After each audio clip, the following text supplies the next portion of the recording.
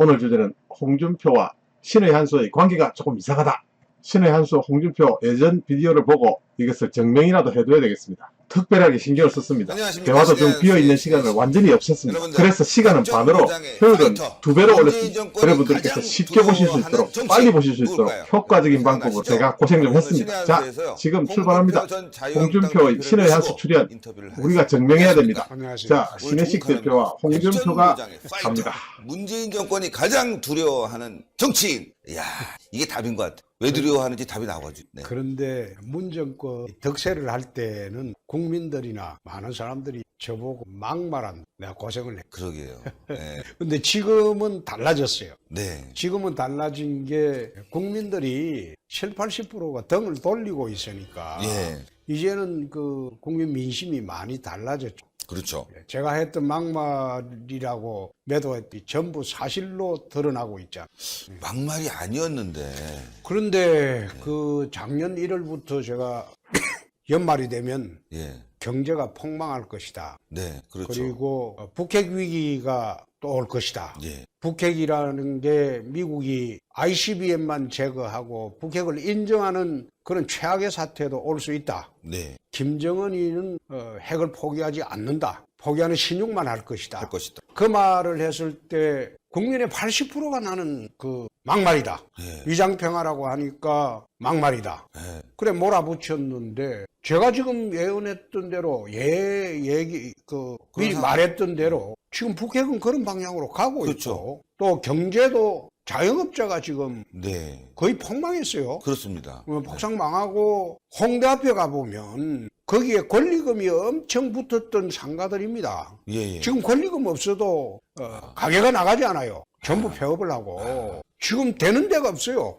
중소기업이 됩니까? 예? 그 다음에 소기업은 거의 망했고 네. 그 다음에 대기업이 지금 우리나라 투자를 합니까? 투자를 하려고 해도 노조가 무서워서 투자를 못해요. 예. 응? 지금 투자해가지고 민주노총 놀이터 만들어주는 건데 대기업이 왜 투자를 하겠습니까? 그래서 지금 현대, 삼성, 그리고 한화, 롯데 전부 해외로 나가고 있어요. 예. 해외 공장을 지금 정설하지 국내 공장은 정설할 생각을 안 해요. 이 정권 끝날 때까지 기다리자는 겁니다. 예. 예? 또 정부가 연금을 이용해서 의결권을 행사를 하려고 해요. 이걸 연금 사회주의라고 말하자면 사회주의 정책이에요. 그렇죠. 경제 네. 정책인데 그 국민연금이라는 거는 국민들이 돈을 내 가지고 자기 노후 보장책으로 돈을 불려달라고 맡긴 것이지 그걸 이용해서 정부가 개인 기업을 뺏으라고 한 것은 절대 아니에요. 네, 그렇습니다. 예? 우리가 맡긴 것은 돈을 불려달라고 한 것이지 개인 기업을 압박해서 뺏으라고 하는 것 아니에요. 네, 그렇습니다. 이게 연금 사회주의라는 건데 네네. 말하자면 정부 정책이 전부 사회주의 정책으로 나가기 시작하니까 기업도 지금 뭐 3년 남은 거 이제 뭐 결국 2년밖에 안 남았습니다. 네. 마지막 1년이야 힘도 없고 이제 자기들이 부패도 쌓이고 아마 수비하는데 정신이 없을 거예요. 예. 아마 지금부터 이번 설 연휴 지나고로부터도 수비하는데 정신이 없을 거예요. 그렇겠죠. 그래서 사회 전체가 이 방향으로 가고 있다. 지난번에 또 문재인 정권에서 개헌하려고 할 때 그 사회주의식으로 개헌하려고 했어요. 그렇죠. 자유도 빼버리고요. 그래서 내가 그 복당파들 받아들여갖고 개헌 저지를 했지 예, 않습니까? 맞습니다. 개헌 못하게. 근데 그걸 우리 보수 우파 진영에서는 배신을 배신자라고. 받아들였다고 그랬는데 배신하고 안 하고 그거는 탄핵대 일입니다. 그래서 탄핵대 일은 이제 우리가 극복을 해야 될 그런 예. 그 분위기입니다. 지금 이 정부를 견제를 해야지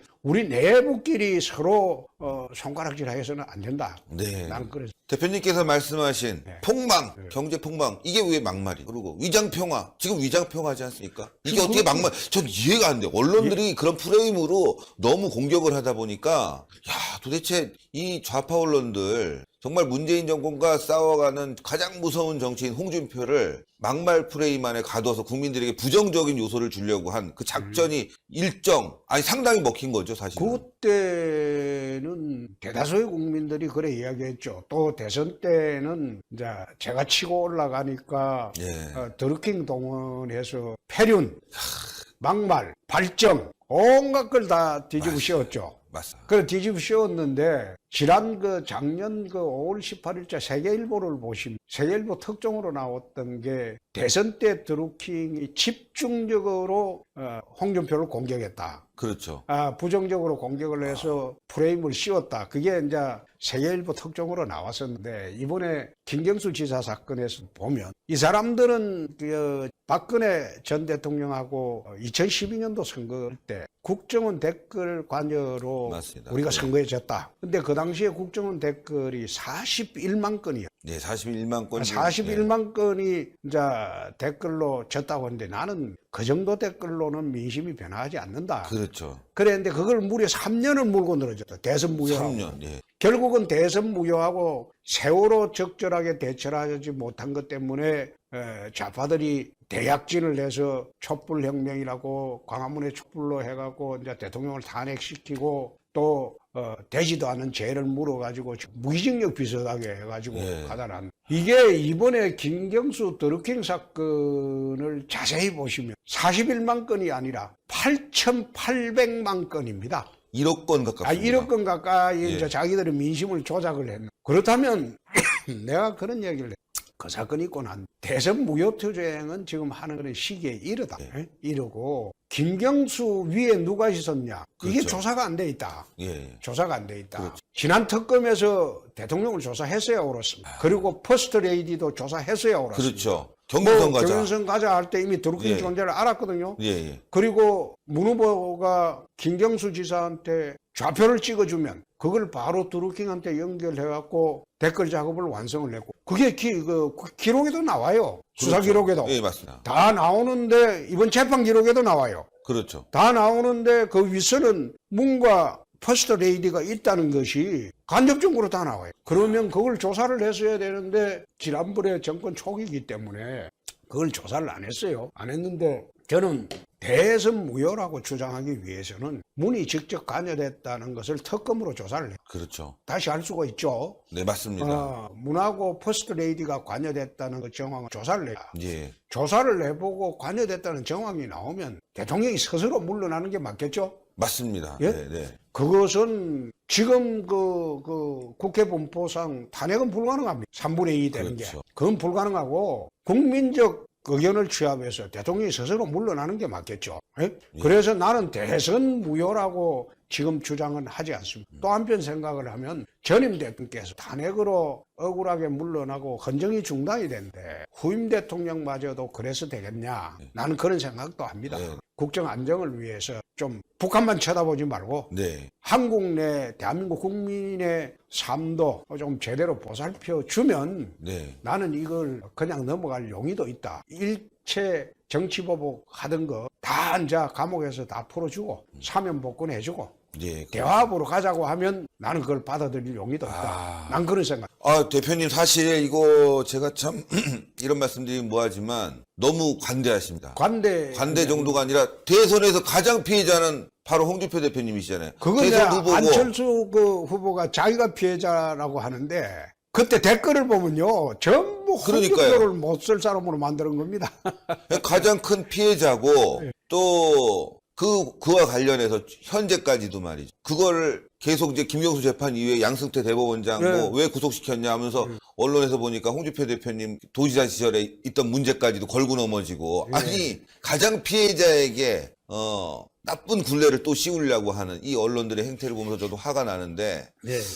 야 진짜 근데- 그렇게 큰 피해를 당하시고도 정치 보복은 안 된다. 그러나 그게 심판을 해야죠. 그게 지금 저희들이 사실상 야당이 제 역할을 못 하고 있어요. 그러니까요. 예. 제 역할을 못 하고 있. 만약 입장이 바뀌었다면 예, 광화문이 촛불로 물들었을. 그렇죠. 그래가지고 정권 퇴진 운동에 바로 들어갔을 거예요. 맞습니다. 예? 네, 네, 맞습니다. 그런데 우리는 왜 그래 못하냐? 내가 한번 한 이야기가 좌파는 뻔뻔하고 우파는 비겁하다. 물러 터져가고. 그렇죠. 예. 물러 터져가지고 자기한테 직접적인 피해가 안 오면 나서지 않습니다. 그런데 최근에 와서는 왜 우파들이 결집하기 시작했냐? 자기한테 직접 피해가 오고 지금 와서는 그렇죠. 가만히 앉아 있다가 보니까 그 칼 것이 자기한테까지 오고 그렇죠. 그러니까 위기의식을 느끼는 거예요. 네, 예? 네. 사회 전체가 말하자면 그 친북 사회주의 체제로 가고 있다는 것을 이제 느끼기 시작한 거예요. 예. 그러니까 자유 민주주의를 수호하는 보수 우파들이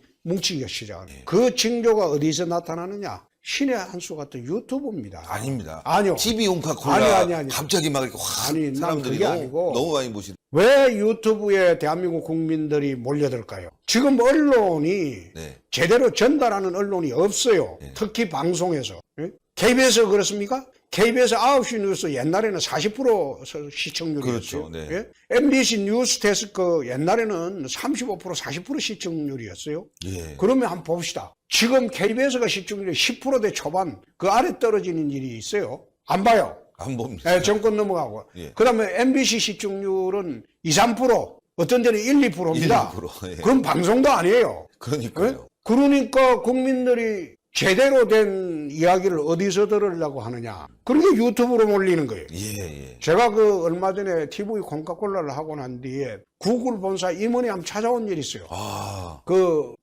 본사에 있는. 본사에서 미국에 직접. 있는. 이 사람들이 와서 특이한 현상이라는 거야, 한국에. 세계에 이런 현상이 없다는 거예요. 유튜브 시장이 전부 오락, 어린이, 먹거리, 그 다음에 취미, 이거로 지금 퍼지고 있는데, 네. 한국만 유일하게 정치 유튜브. 예. 이게 폭발적으로 늘어나고 폭발적으로 있다. 늘어나죠. 유튜브 본사도 세계에서 이런 현상이 없으니까 특이하게 본다는 거예요. 예. 왜 이렇습니까? 이런 묻길래 내가 그 이야기를 써요. 친북 좌파 정권이 들어오고 뒤에 일반 방송, 뉴스를 보지 않는, 사람들이 보질 않는. 그렇죠. 그러니까 몰려들 때는 제대로 된 이야기를 듣기 위해서는 유튜브로 몰릴 수밖에 없다. 예. 어? 지난 연초에 문재인 대통령이 유튜브 이야기를 했잖아요. 맞아. 가짜 뉴스다. 청와대도 유튜브하고 가짜뉴스 대응해라. 아니, 수석 비서관에 제일 처음 한 게 제일 첫 일성이 새 유튜브 가짜뉴스 대응해라. 아, 그쵸. 예, 그랬죠? 그거는 신의 한 수뿐만 아니라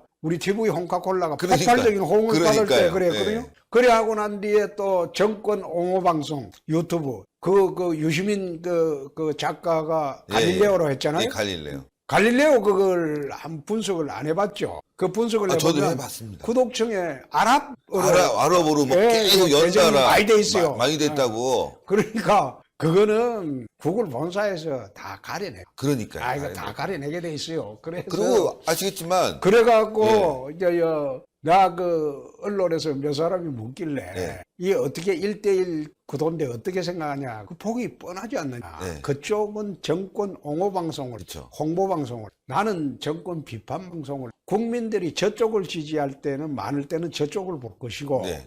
지금처럼 등을 돌린 상황이 되면 우리 쪽을 많이 없다. 그래서 신의 한 수하고 TV 콩카콜라가 정치 유튜브 시장에서 압도적으로 지금 달리고 있는 것이다. 내가 그런 이야기를 했어요. 아유, 감사합니다. 아유, 신의 한수 꼭 넣어주시니까 제가 몸둘 바를 모르겠습니다. 근데 사실 언론이라는 게 비판 기능을 가져야지만이 많이 보는데 그렇죠. 찬양 방송 하는데 왜 이렇게 많이 몰릴까? 말씀하신 대로 수상한 부분이 보입니다. 그리고 갑자기 늘다가 갑자기 뚝 끊기고 말이죠. 이상한 부분이 보여서 뭔가 드루킹 조직이 아니냐 뭐 이런 얘기까지 일부에선 그런 의혹도 내고 있지만 나는 유시민 알렐리오를 보지 않습니다. 안 보십니까? 보지 않고 한 번도 보지 않고 예. 그거 처음에 한다고 했을 때 내가 그런 이야기를 했어요. 그거 해본들 그죠.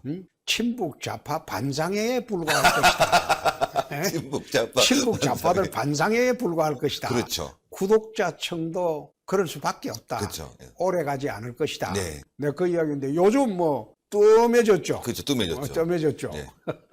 하여튼 대표님께서 바라보는 세상을 바라보는 시각이 정확하시고 어떤 뭐랄까 선지자적인 면이 계시잖아요. 그러다 보니까 앞서 나가는 사람은 뭐 돌 맞는다고 막 비판을 받았지만 어느 정도 시간이 지나서 보면 다 맞았네. 그렇게 가고 있네. 그래서 대표님을 갖다가 요즘 아침에 칼럼에서 받는 정말 문재인 정권 문재인 정권이 가장 두려워하는 정치인이니까 이번 자유한국당 전당대회에 당원들이 제대로 평가를 해줘야 되는데 이번 전당대회 어떻게 또 어떻게 돼야 될지 저는 말씀 사실 드립니다. 그렇습니다. 아마 정치판에서 여당 때 당대표를 해보고 야당 때 당대표 사람은 제가 유일한 당대표를 여당 야당 때 다 해본 사람은 나밖에 없어요. 그렇죠. 근데 두 번이나 해봤는데 제가 지금 당대표 하려고 전당대회에 난다고 했겠습니다. 그거 아니거든요. 예. 지금 이 판은 뒤엎을 수 있는 판이에요. 뒤엎을 수 있는 판이다. 그렇습니다. 예. 신재민이 그다음에 김태호 사건, 서영교, 손혜원 사건이 있었어요. 그렇죠. 또 최근에 대통령의 최측근인 김경수 지사가 드루킹 사건으로 감옥을 가요. 예. 네? 실형 선고를. 거기다가 또 최근에 대통령 그 따님이 동남아로 이주를 했다고 합니다. 그래. 그거는 전대미문의 사건. 전대미문에서. 전대미문의 그렇죠. 사건이에요. 그럴 수가 없죠. 왜 그런가? 예. 대통령 가족 중에서 재임 중에 한국에 있다가 해외 이주한 사람은 전대미문의 사건. 예. 그러면 이 전대미문의 사건이 터져 청와대가 입을 닫고 곽상도 의원이 이제 그거를 파헤쳤는데 네. 청와대가 답을 안 하고 거꾸로 곽상도 의원한테 개인정보법 위반 예, 이런 예. 협박을 하고 그건 어정활동입니다. 그렇죠. 그거 당연한 어정활동입니다. 네. 어정활동인데 어떻게 대통령 따님이 갑자기 해외 이주를 했을까? 그것도 미국 같은 데 갔으면 모르겠네. 동남아 간 이유를 나는 이해가 안 돼요. 응? 대통령 따님이 아들 교육이라고 하는데 동남아가 한국보다 아들 교육하는 거 더 수월한가? 아니죠. 아니죠. 아니, 그리고 가는 과정을 쭉 보니까, 더 의혹이 짙어지는. 원래 그 대통령께서 사위 집에 거주를 했어요. 네, 그렇죠. 사위 집에 거주를 했는데, 거주를 하다가 이제 그 옆에 빌라로 갔거든요. 예. 그 옆에 빌라로 갔다가 1년인가 계시다가 그 빌라를 팔고 청와대 강제로 들어갔어요. 근데 그 옆에 사위 집에 거주할 때 그 집을 그 사위가 갑자기 자기 부인한테 대통령 딸한테 정려를 합니다. 중요하죠. 정려를 하죠. 예. 정려를 하고 석 달 뒤에 바로 그 딸이 매각을 합니다. 매각한 즉시 그 돈을 다 챙겨가지고 동남아로 갔어요. 그게 어떤 형태인가 하면 예, 예. 법조 상식으로 보면 예. 부부 사이에 정려를 하고 집을 바로 팔 때는 대부분 보면 남편한테 돌발 채무가 생겨서 됩니다. 돌발체. 이혼 사유 같은 것들. 아니요. 갑자기 빚이 많이 늘어요. 아, 그래서 강제집행이 들어올 우려가 있으니까 정려를 하는 겁니다. 증여를. 정려를 하니까 부인한테 정려한 것을 강제집행 면탈을 위해서 정려했다고 보통 안 그러거든요. 예. 근데 보통 보면 부인한테 정리하는 형태 형식적으로 전부 요건은 갖춰져 있으나 그건 서로가 통정 허위 표시라고 합니다. 예. 서로 짜고. 허위 표시라고 합니다. 그게 민법에도 나와 있어요. 통정 허위 표시라고 하는데 그렇게 해서 부인이 팔 때는 강제집행 면탈죄라는 게 성립이야. 자기가 직접 팔면 강제집행 면탈죄죠. 강제집행 면탈죄를 피하기 위해서 부인한테 통정 허위 표시 서로 알고 허위 표시로 외관은 갖춰져 있죠. 네. 정려, 세금도 내고. 그렇죠. 그래 해놨지만은 그걸 통정 허위 표시로 인한 이제 정려라고 보거든요. 그래서 할 때는 전형적인 강제집행 면탈죄를 피하기 위해서 그런 부동산 정려를 합니다. 그래서 내 상식으로는 그래 할 필요가 없거든. 그렇죠. 자기가 직접 팔아버리면 되거든. 그럼 직접 할 수도 있는 건데. 그렇죠. 그런데 자기는 직접 안 팔고 부인한테 양도를 냈다가 3개월 후에 판다는 것은 이거는 우리가 추론하기로는 사위한테 돌발 채무가 생겼다. 문제가 생겼다. 사업이 어떻게 됐거나 그렇죠. 갑자기 강제집행을 당할 그런 위기에 처했다. 네. 그러니까 긴급하게 집을 팔고 집을 팔고. 해외 이주한 것 아니냐. 거기에 대해서 이제 계속 해명을 하라고 하는. 원래 대통령 가족은요, 해외 나가도 경호를 해야 됩니다. 그렇죠. 그럼 다른 나라 가서 우리나라 국민 세금으로 경호 비용이 훨씬 많이 들죠. 더 많이 들죠. 그렇죠. 예, 인건비가 훨씬 많이 그렇죠. 들죠. 예. 그럼 경호를 해줘야 돼. 곽상도 의원이 지금 질문을 하는 것은 청와대 담당하는 운영위원회 의원입니다. 청와대를 감시하는. 그러면 경호비용 드는 거 내역서 내라. 그건 당연한 국회의원의 활동이에요. 그렇죠. 그렇죠. 그냥 폭로하는 게 아니고 네. 국민 예산이 어떻게 해서 전대미문으로 앞으로 옛날이나 앞으로도 아마 그런 일이 없을 거예요. 예. 대통령 가족이 어떻게 동남아로 이주고 거기에 경호원을 파견 안 할 수가 없습니다. 국민 세금이 들어가는 그렇죠. 일이니까 국회가 그래서 이 되는데. 국회가 가만히 있을 수 없죠. 예. 그래서 곽상도 의원이 그걸 밝히라고 하는데 자녀 학적 변동 그거 한 걸 사생활 침해 그건 아니죠. 대통령 사찰이라는 가족도 말을 만들었어요. 공인입니다. 그러니까요. 소위 영어로는 파브릭 피규라고 하죠. 예. 공인입니다. 공인은 사실 사생활보다 더 국민들의 알 권리가 더 앞섭니다. 예. 그래서 공인에 대한 어지간한 말은 명예훼손죄도 성립하지 않아요. 네. 그래서 그런 측면에서 볼 때 이 판이 뒤집히는 판입니다. 뒤집히는 판이다. 자유한국당이 지금 아무것도 못하고 있잖아요. 그러니까 되게 답답한 게, 지금 대통령 딸 문제 너무나 심각한데, 곽상도 의원이 국회에서 얘기하고 난 뒤에 여권이 뭐 아동 사찰이다 이렇게 나오니까 다 그냥 밑으로 내려가서 또 눈치 보고 있어요. 그게 말이 안 돼요. 예. 제가 이 당에 24년이 있어. 이 당의 마지막 전사는 신한국당 이래 마지막 전사 홍준표, 김문수, 이재호 그 세 사람으로 이 당은 전사가 없어. 왜 전사가 없냐? 대여 투쟁을 하고 우리가 여당 때 야당의 부당한 행동 투쟁을 하고 앞장서서 나서는 사람이 왜 없어졌냐? 이 당의 전통은 대여 투쟁을 하고 야당 상대로 투쟁을 하다가 상처를 버립니다. 보호를 안 해줘. 민주당 같은 경우에 자기 편이 어떤 짓을 했더라도 일단 감싸줍니다.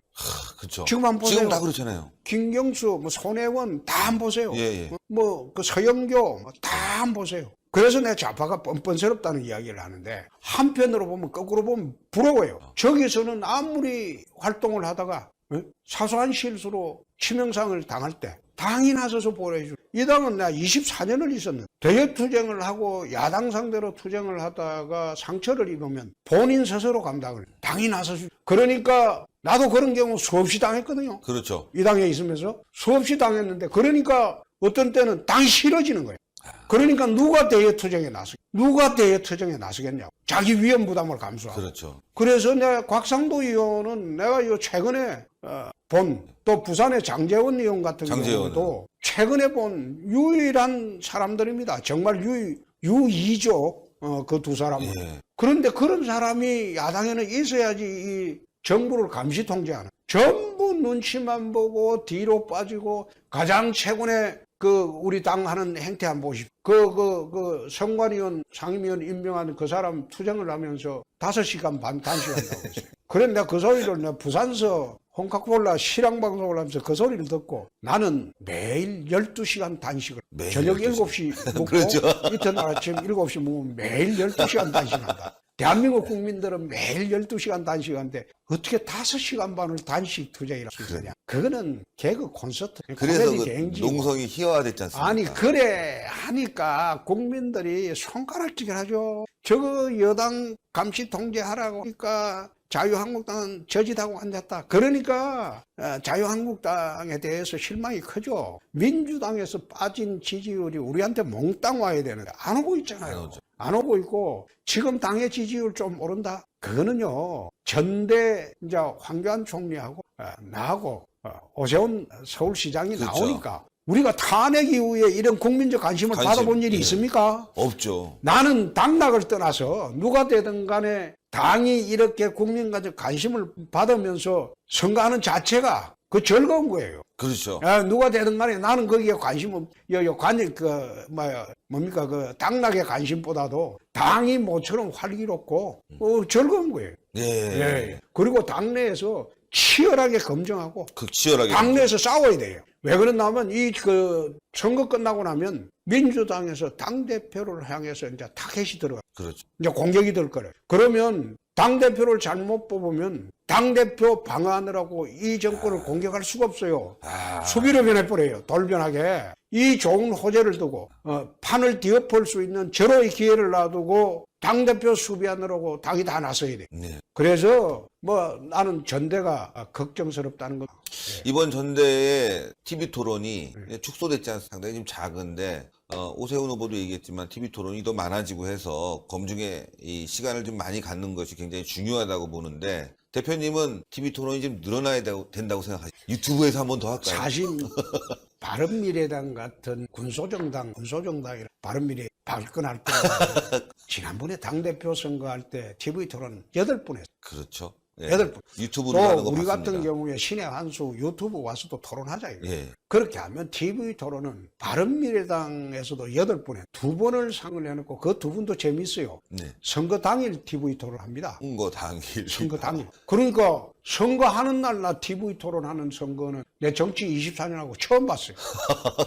그러니까 그 전에 깜깜이 투표하고 선거 후에 그냥 그렇죠. 재미삼아 한번 보라 이 뜻이에요. 그 유권자 선택을 하려면 맹렬하게 TV 토론해갖고 그건 내부 총질하고 다르거든요. 예. 당대표가 뽑히면 여권의 집중적인 공격 대상이 되고 타켓이 되는데 그러면 타켓이 될 사람이 들어가서는 안 되겠죠. 그걸 검증하는 절차인데 지금 전당대 선관위에서 잠정적으로 저는 TV 토론 일정을 내 보고를 받아 선거 당일 TV 네. 선거 당일은 선거운동도 제한돼 있. 네? 그렇죠. 당일은 선거운동이 제한돼 있죠. 선거운동도 제한돼 있는데 그걸 당일 TV 토론한다고 이건 코미디예요, 코미디. 그러니까 절대 정책이라든지 그 다음에 인물 검증을 하지 말고 깜깜이 투표를 하고 TV 토론은 그냥 재미삼아 봐라. 막 그 뜻입니다. 그래서 이런 전당대회는 파행이 될 가능. 파행이 될 가능성. 이거는 나는 절대 받아들일 수가. 내가 당을 위해서 지금 나가는 것이 당의 미래를 위해서 나가는 것이지 당 대표를 하기 위해서 나가는 것은 아닙니다. 난 당 대표 두 번이나 그렇죠, 해봤다고 그렇죠. 이야기했습니다. 네. 그 당 대표 자리 가면요 고통과 정말 상처만 고통과 상처만.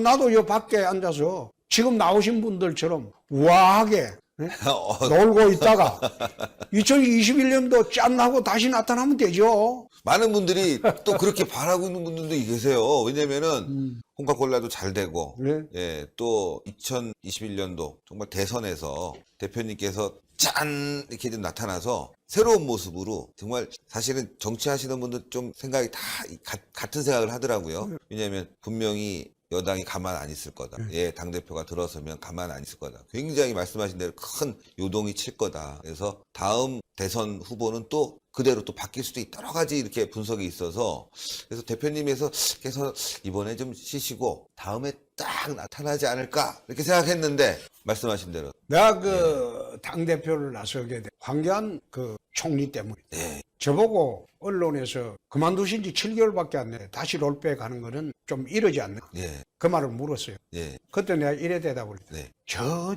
정치 경험도 없으신 분이 당에 들어온 지 일주일 만에 당대표 하겠다는 거는 수긍이 되냐? 봤습니다. 그게 인터뷰. 수긍이 되냐? 봤습니다. 나는 황 총리 지금 들어온 상처투성이 되고 내가 황 총리하고는 청주지검 초임 같이 했어. 그렇죠. 옆방에서 했어요. 네, 1년 4개월 같이 있어. 참 바르고 네, 속이 있고 맑은 사람. 맑은 난 그래 알고 있습니다. 대표님도 맑은 분이십니다. 그런데 그분이 탄핵 때 어떤 처신을 해? 또 박근혜 대통령하고 어떤 관계냐? 알려지지 않은 그런 게 좀 많습니다. 근데 그거는 이번 전대 과정에서 드러날 겁니다. 아, 전대 과정에서. 네. 그리고 정치적으로 보면 박근혜 대통령을 탄핵을 했다는 것은 그 당시 탄핵이 된 사람이 국정 2인자 아닙니까? 예, 같이 탄핵이 됐던 사람. 황 총리가 등장을 하려면 박근혜 대통령이 무죄가 되고 탄핵의 혐의를 벗어야 돼. 국민들 사이에서. 그렇죠. 네. 그렇죠? 네. 그런데 그런 분이 내가 갑자기 들어오신 계기가 나는 그래 봅니다. 밖에 있다. 양성태 대법원장이 소환되는 날 긴급히 입당을 해. 그것하고 무슨 관련이 있나? 네. 그것은 아마 탄핵 이번에 그 전대 과정에서도 논점이 될 겁니다. 논점이 되고. 아주 중요한 말씀을 그렇습니다. 하신 거죠. 예. 양성태 대법원장이 소환되는 날 황 총리가 부랴부랴 그거 그 전에 친박 의원들하고 입당 교섭을 거래 갔을 때 거절을 해. 말을 안 했어요. 네. 근데 부랴부랴 양성태 대법원장 소환되는 그날 정적적. 그래서 이번에 전대 과정에서 그것도 아마 논쟁거리가. 그래서 저는 제가 당대표 해가지고 또 상처만 받고 또 대여투쟁의 선봉에 나설 수밖에 없는데 이 당은 없으니까요. 대여투쟁을. 선봉에 나설 수밖에 없는데 그렇게 하면 싸움꾼 이미지만 더 강화되고 개인적으로 보면 2022년도 대비하는 데는 큰 어렵죠. 손해죠. 손해죠. 큰 손해죠. 그래서 나오지 않으려고 하는 황 총리께서 저렇게 당대표를 하시겠다고 입당 7일 만에 갑자기 당대표 하시겠다. 그래 하시는 바에 또 갑자기 컨벤션 효과가 있어. 분위기가 지금 그래 많이 오르고 달아올랐습니다. 있으니까 네. 달아오르고 있으니까 과연 황 총리께서 지금 당대표를 해서 당이 온전하겠느냐. 도로 탄핵당이 되면 내년 선거는 문재인 심판론이 아니고 국정농단 심판 거꾸로 바뀝니다. 문재인 심판론으로 가야지 우리가 선거를 할 수 있는데 국정농단 심판론으로 재심판론으로 말씀하신- 그래서 예. 이게 걱정스럽다. 걱정스럽고 또 이해창 총재 10년 동안 예. 합법적으로 면제된 아들의 병력 비리를 그것 때문에 우리가 10년 야당이 했어요. 그렇죠. 김대엽 사건 이후로 그렇습니다. 정말 어려웠죠. 김대엽 사건 때 저하고 김문수, 이재호 의원은요, 김대엽이 잡아놓고 직원들하고 연천 가평에 잠복도 하고 그랬어요, 야간에. 그렇게 해가지고 대선 끝나고 잡았잖아요. 그렇죠. 기소가 됐잖아요. 한참 있다가. 그것도 한참이죠. 한참 있다가. 완전 사기. 그 당시에 한상대 검찰총장이 됐죠. 그 뒤에 한상대가 그 정권의 압력에도 불구하고 김대엽이를 구속 기소했죠. 예, 예. 그 정권 지나고 난 뒤 밝혀졌는데 마찬가지로 100만 분의 1에 해당하는 단마진 두더러기로 병력 면제 본인이 돼버렸는 그걸 검증을 받았다고 하는 공직자 검증은 합법성 문제입니다. 그러나 정치인 검증은 합법 여부를 떠나서 국민 감정상입니다. 국민 감정상 검증에 통과해야 돼. 100만 분의 1에 해당하는 두더러기로 병력 면제 받았다고. 그걸 국민 감정이 수용을 하겠느냐. 아들도 지금 수용하지 않는데 본인 문제입니다. 그리고 최근에 또 아들 병력 특혜가 또 불거졌잖아요. 그런데 내가 가만히 쳐다보니까 저러다가 당이 수렁에 빠지겠다. 대여 공격을 해야 할 이 시점에 공격을 받게 당대표 되니까. 공격 방어를 하기 위해서 당의 수렁에 빠지겠다. 그래서 내가 부득이하게 당이 국정농단, 탄핵, 도로 침박, 도로 병력 비리당 이 돌아가는 것은 당을 위해서 바람직스럽죠. 그래서 내가 이제 나왔는데 내가 이제 그런 생각을 합니다. 내가 앞뒤를 예측하고 이야기를 하면 국민들이 막말이라.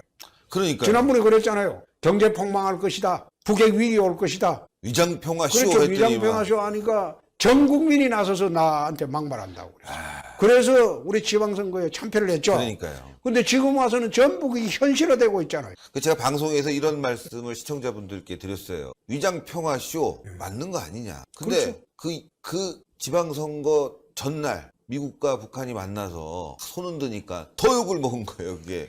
야, 왜 진짜. 그러냐면요. 김정은, 문재인, 그리고 보정을 누가 섣버렸냐? 트럼프가 섣버렸어요. 네, 그러니까. 국민들 보기에는 남북 정상회담을 하고 난 연장선상으로 지방선거 전날 투표를 해봅니다.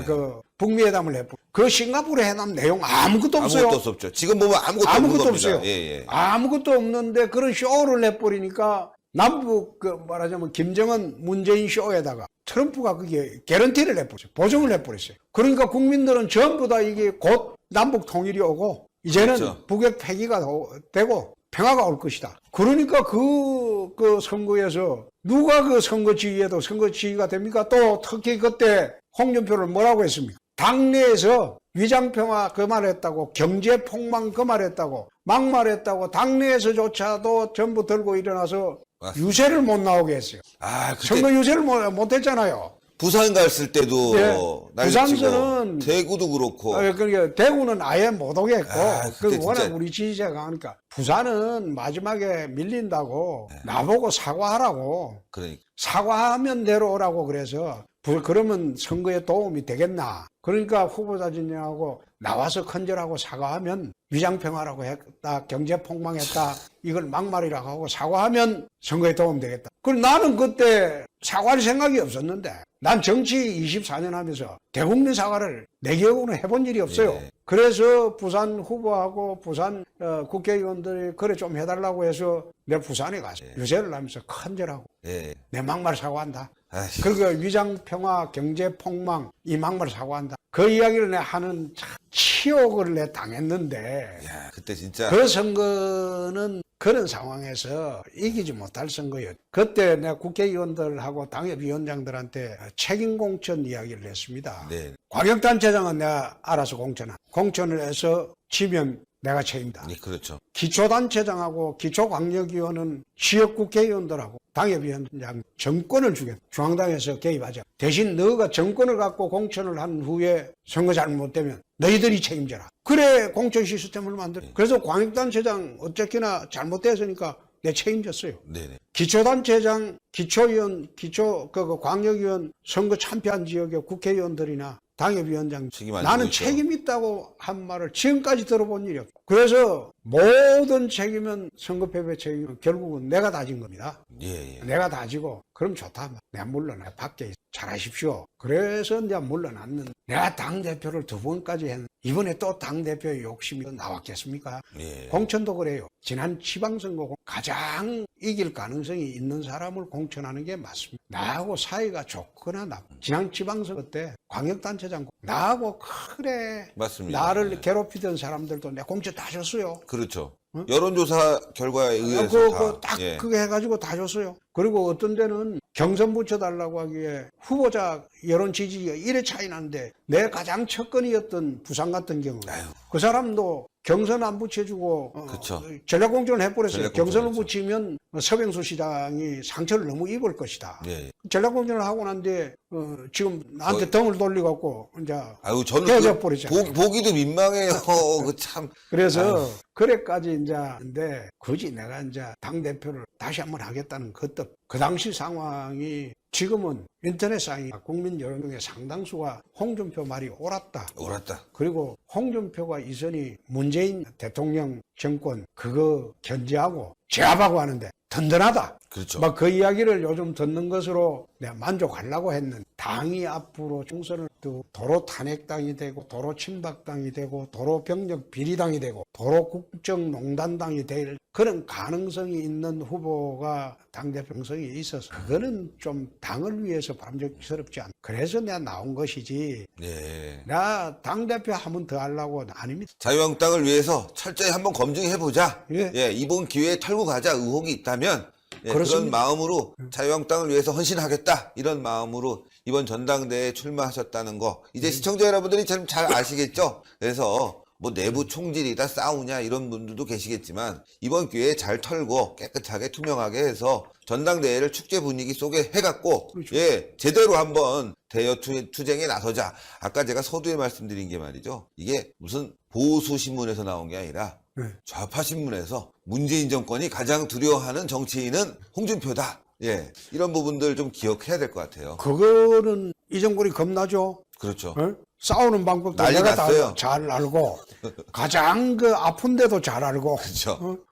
내가 막말 소리 들어가면서 국민들한테 알기 쉽게 내가 이야기를 하잖아요. 그러니까요. 네. 국민들이 소시민의 평균적인 언어로 네. 저도 점잖게 열중시하고 이미지 관리 뒤에 앉아 있으면 좋겠죠. 편하고. 그렇죠. 그러나 이 당에 싸울 사람이 없으니까 내가 이미지 손상을 입고 그리고 국민들로부터 일부 비난을 받더라도 싸울 수밖에 없어요. 그래 하다 보니까 이제 쌍권 이미지만 강화되는 바람에 내가 그거 안 벗어나 보려고 TV 홍카콜라도 하고 예. 좀 나도 문 대통령 따라서 쇼를 좀 해보려고 하는데 그게 몸에 익지 않아서 잘 안 돼요. 근데 말이죠. TV 홍카콜라 이미지 개선에는 많은 도움을 줬습니다. 네. 예, 부드러워졌고 그렇죠. 또 아주 날카롭게 네. 시사를 이렇게 지적하고 판단해 주시고 해서 굉장히 도움이 됐기 때문에 앞으로도 꾸준히 막 국민들에게 해줘야 될 것 같고요. 다만 제가 조금 네. 부탁이라기보다는 네. 조금 아까 말씀하신 거에 조금 덧붙이자면 앞에서 싸우시고 열심히 해주시고 다만 이제 좀 부드럽게 이 부드러워져야 되는데 조금 대표님 말씀엔 다 그 어떤 핵심이 들어가 있고 그리고 세상을 보는 그 시각이 딱 분명히 박혀 있는데 좀 부드럽게 안 되시죠, 근데 원래 이제 경상도 말이 우리끼리도 할 때는 싸우는 것 같아요. 경상도 말은 우리끼리 토론을 하면 다른 지역에서 쳐다보면 네. 싸움하는 것 같아요. 싸움하는 원래 경상도 말이 투박, 억세고 그리고 싸우는 것 같습니다. 같은데 그 말투를 고칠 수가 있겠습니까? 그러네. 그래서 내가 가능한 한 이제 요즘 옆에 자꾸 웃기만 하라, 웃고 온화한 모습을 보이라 이러는데 실없이 웃으면 그 바보죠. 그렇죠. 실없이 웃을 네. 수도 없고 네. 그래서 요즘 내가 그 쇼 배우는데 네. 상당한 시간을 할애를 합니다. 배현진 아나운서가 옆에서 많이 그렇습니다. 도와주고. 배현진 아나운서나 강연재 변호사. 특보가 쇼를 많이 가르쳐주고 예. 근데 그렇게 하려고 하니까 그게 잘 안 돼요. 안 되죠. 근데 정치 오래 오셨는데 그 오랜 기간 중에 주로 투사로 나서시고 저격수로 나서시다 보니까 그건 네. 뭐 당을 위해서 그러니까요. 불가피하게 나서야죠. 그러니까 우리 자유한국당을 사랑하시는 분들이 그걸 이해를 해주셔야 되는데 일부는 또 이해를 못하는 분이 있어서 저도 답답해요. 그런데 그런 저는 검사할 때도 정치할 때도 그렇고 세상이 나를 알아주지 않는다고 해서 나는 세상을 원망하지는 않습니다. 모래시계 검사 네. 홍준표. 예. 세상이 나를 원망한다고 해서 나를 알아주지 않는다고 해서 나는 세상을 원망해 본 일이 없습니다. 내 할 일만 예. 앞만 보고 예. 내 할 일만 하는 겁니다. 다키스타워 영화 처칠의 영화를 보면서 대표님 생각이 많이 나. 다크하우에 예, 다키스타워. 다키스타우. 예, 보면서 진짜 처칠이 정말 그 카리스마 있게 그 위기를 돌파하고 자기 정치 펼치지 않습니까? 국민들이 그걸 인정해주는 장면. 그 지하철이죠. 네. 런던 지하철을 타면서 국민들이 우리 싸우겠다 하면서 그 처치를 응원할 때 우리 대한민국 국민들도 이렇게 싸우는 정치인이 있으면 좀 응원해주고 말이죠. 이해해줘야 되는데 언론이 문제야. 보수 언론들도 자꾸 막말이라는 표현을 했네요. 나는 그래서 한국 보수지 가진 것이 네. 기득권층이죠. 그렇게 하니까 양반처럼 뒤에서 뒷짐지고 네. 바라보고 그리고 점잖은 것을 좋아해요. 점잖은 사람을 또 좋아해요. 근데 저는 태어나서 지금까지 순탄한 인생을 살아본 일도 없고 무수져서. 순탄한 인생을 살아본 일도 또 하는 일마다 힘겹게 해왔기 때문에 제 앞길은 제가 헤쳐나가야지 예. 옆에서 세력이 있고 또 뒤에 든든한 배경이 있어서 내가 네. 커 올라온 건 아닙니다. 대한민국 사회에. 그래서 나 혼자 헤쳐나갈 수밖에 없기 때문에 강하지 못하면 그건 부러집니다. 그래서 일당백으로 상대를 하기 위해 나는 뒷짐지고 점잖게 있는 그런 가진 것만 기득권층은 아니죠. 근데 저한테 가진 것 없고 네. 아무것도 없는 저한테 세력 없는 저한테 기득권층과 똑같은 모습을 보여달라고 하는 거 그건 난센스죠. 그건 나 아무것도 하지 말고 이젠 죽으라는 밖에 됩니까? 그래서 그건 아니에요.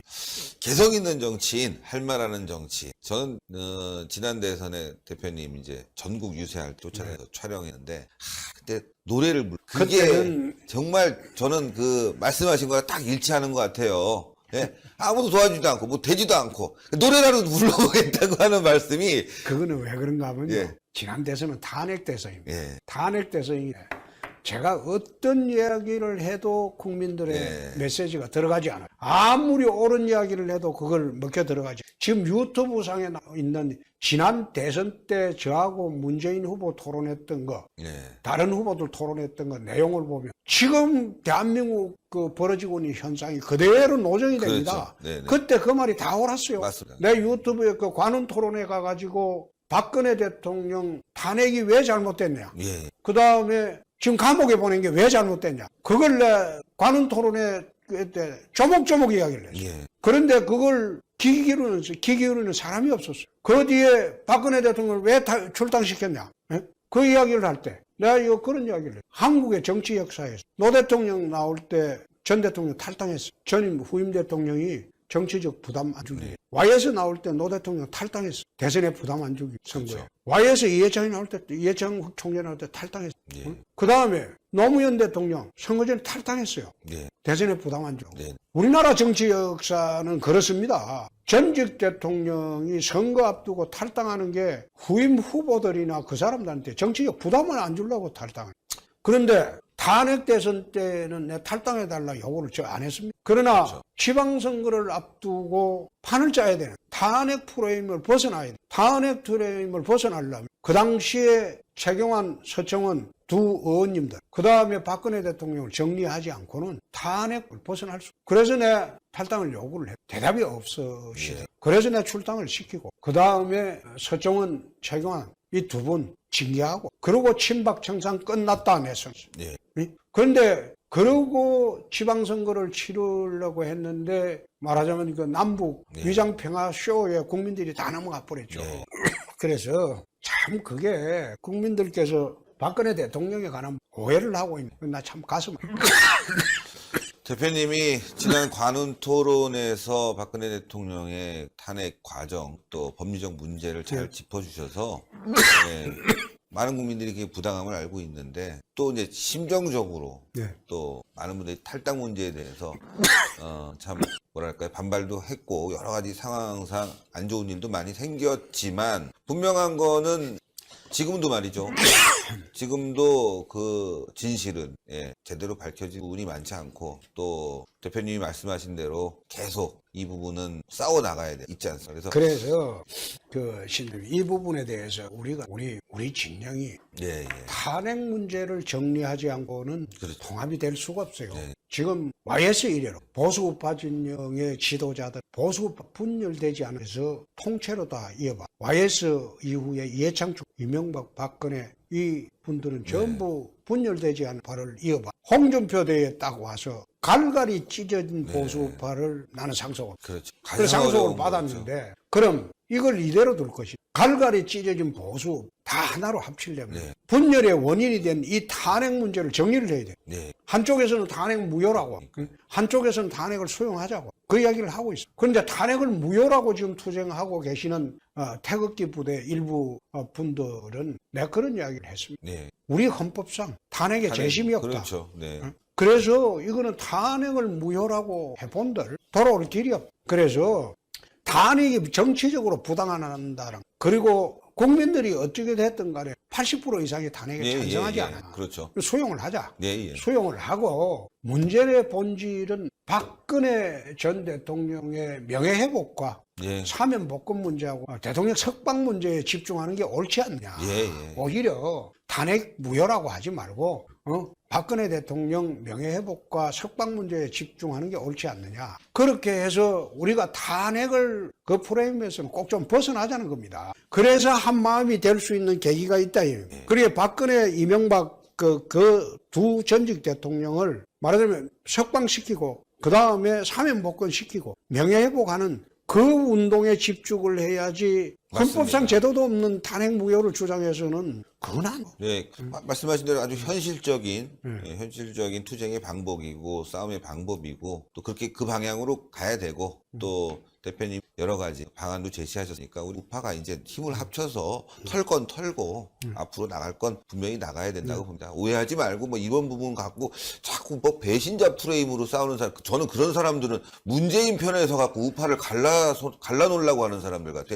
문재인 도우미들 아니에요. 자꾸 배신자 프레임 내세우는 나는 사람들. 그 이야기를 해. 당내 의원들한테 이런 말을 하고 있어요. 나는 탄핵 때 경남지사로 있어요. 공식적으로 탄핵 반대하고 헌재 판결을 비판을 한 사람. 대통령 구속도 부당하다고 한. 탄핵 당시에 탄핵을 찬성한 의원도 나쁜 사람이고 탄핵을 막지 못하고 숨어있던 남은 잔류파도 나쁜 사람들이다.